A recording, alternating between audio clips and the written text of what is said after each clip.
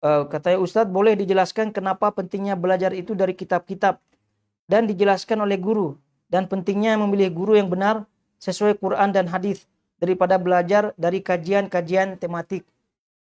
Jadi kalau kita uh, memahami fakta yang ada, maka insya Allah kita akan memahami jawaban daripada pertanyaan ya, seperti yang ditanyakan seperti ini.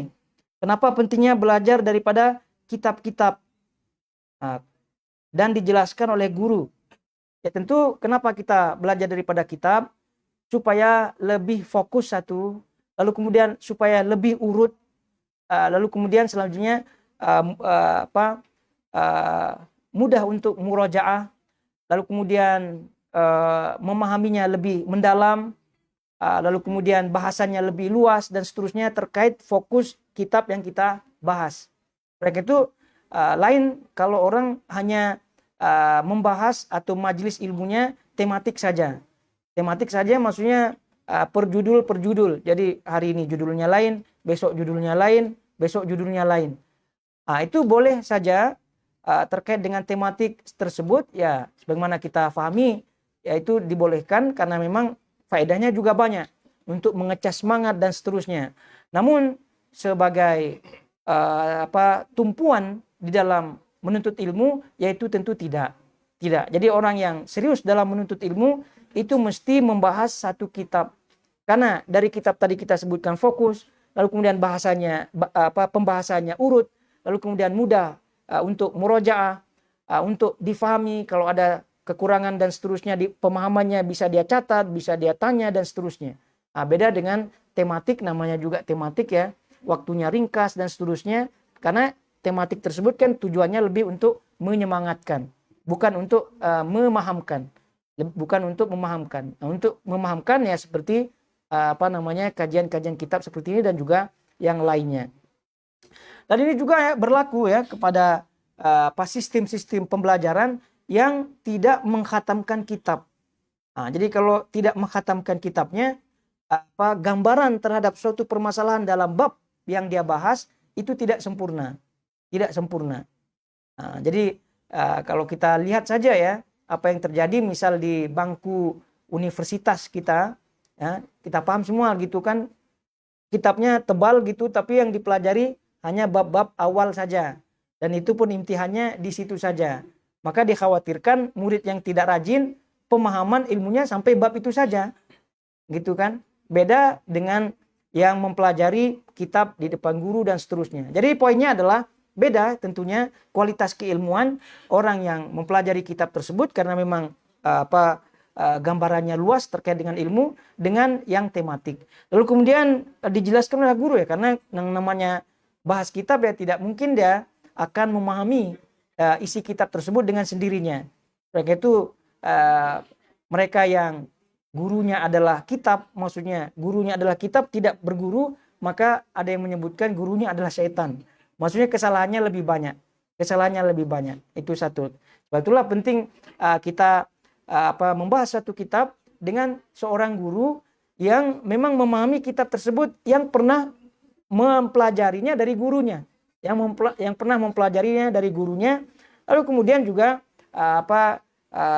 memiliki keilmuan untuk merujuk daripada kitab tersebut. Kemudian pentingnya memilih guru yang benar sesuai Quran dan hadis.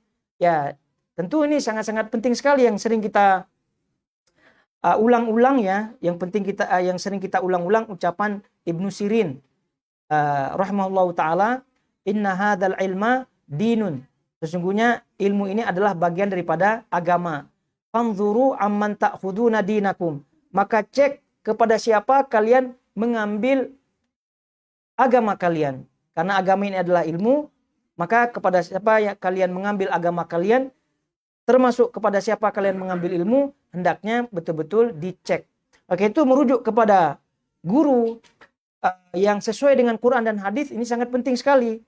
Kalau nanti gurunya tidak mementingkan dalil, tidak mementingkan dalil Al-Quran, tidak mementingkan dalil hadis, tidak mementingkan manhaj salaf dan seterusnya, maka dikhawatirkan kitabnya benar, namun kitabnya itu diarahkan sesuai dengan pemahaman gurunya. sesuai dengan pemahaman gurunya.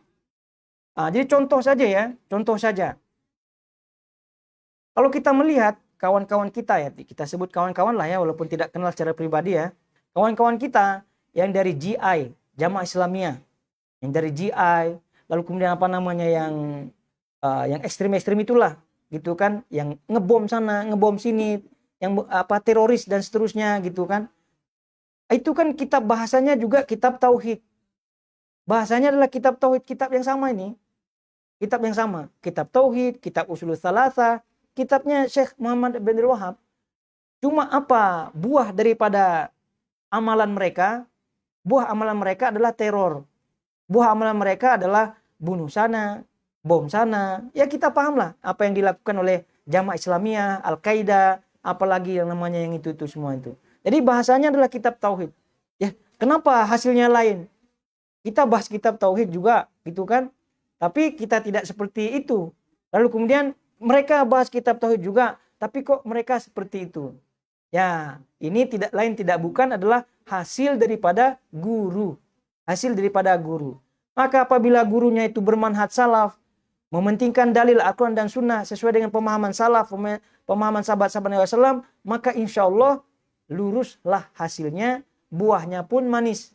Tapi kalau gurunya itu mementingkan akalnya, tidak merujuk kepada pemahaman salaf, maka hasilnya seperti itu. Jadi ini adalah fakta ya. Jamaah Islamiyah dan seterusnya jamaah-jamaah itu mereka membahas kitab tauhid. Sehingga tidak heran kitab tauhid lah atau Muhammad bin Abdul Wahab lah itu tidak heran menjadi korban. Nah, gitu kan? Menjadi korban tuduhan-tuduhan yang akibat ulah atau perbuatan orang-orang seperti tadi. Karena itu guru sangat penting sekali terkait dengan guru yang merujuk kepada pemahaman salaf. Karena hatta jangankan kitab ya, Quran saja, Quran kalau ustadznya itu pemahamannya lain, maka Qurannya itu pun boleh belok. Kita bahas misalnya ya ayyuhalladzina amanu atau baca apalah gitu kan. Kalau ustadznya itu tafsirannya bukan daripada manhaj salaf, ya nanti sesuai dengan macam-macam. Gitu kan? Sesuai dengan keinginannya, maka ya terjadilah sebagaimana yang kita lihat kejadian-kejadian yang aneh-aneh, Baca hadis Nabi SAW terkait dengan tanda-tanda besar hari kiamat, macam-macam gitu kan dibolak-bolokkannya. Raja Saudi pun ikut juga jadi korban. Apa kaitannya hadis akhir zaman dengan Raja Saudi? Itu sampai demikian. Jadi sesuai dengan pemahaman ustadznya. Maka ustadz ini sangat-sangat penting sekali. Ceklah begitu kan. Ceklah. Ini dulu ustadznya ini belajar dari mana gitu kan. Track recordnya gimana. Kawan-kawannya mana. Circle-nya apa itu. Kawan-kawannya itu mana saja. Itu mudah untuk dideteksi. Kalau ustadznya nih kelihatannya ustadz ini benar ya. Gitu kan. Tapi ternyata kawan-kawannya seperti itu. Maksudnya yang tidak benar. Maka ini patut dicurigai dan seterusnya. Ini sekali kita tidak sebut nama ya. Kita tidak sebut nama siapa ustaz-ustadznya, siapa yang benar, siapa yang tidak. Tapi kita ini sekedar memberikan gambaran betapa pentingnya memilah dan memilih metode belajar, lalu kemudian memilih dalam berguru, memilih guru, tidak sembarangan. Jadi janganlah termakan dengan ucapan-ucapan yang kita akan ambil baiknya. Gitu kan, ambil baiknya, buang buruknya, kita saring gitu kan. Mana kalau udah bisa menyaring, bisa mengambil, antum saja sebagai guru kan gitu, jangan berguru lagi karena sudah tahu ini mana yang salah, mana yang ini dan seterusnya.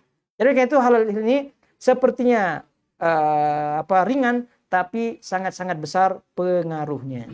Nah, kira-kira